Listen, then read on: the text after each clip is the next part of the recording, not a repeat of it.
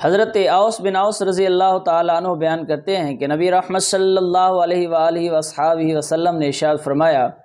کہ تمہارے دنوں میں سے جمعہ کا دن سب سے افضل ہے، اس میں حضرت آدم علیہ السلام کی تخلیق کی گئی، اسی میں حضرت آدم علیہ السلام کی روح قبض کی گئی، اسی میں قیامت کے دن سور پھونکا جائے گا، اسی کے دن ایک سخت آواز ظاہر ہوگی۔ تو ارشاد فرمایا کہ اس دن مجھ پر کثرت سے درود و سلام پڑھو،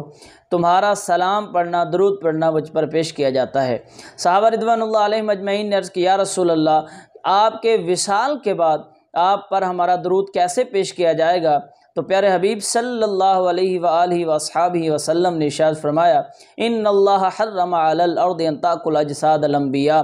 کہ اللہ رب العزت نے زمین پر انبیاء کے جسم کو نقصان پہنچانا حرام قرار دیا ہے، یعنی تم مجھ پر اس دن کثرت سے درود و سلام پڑھو، ہر حال میں اس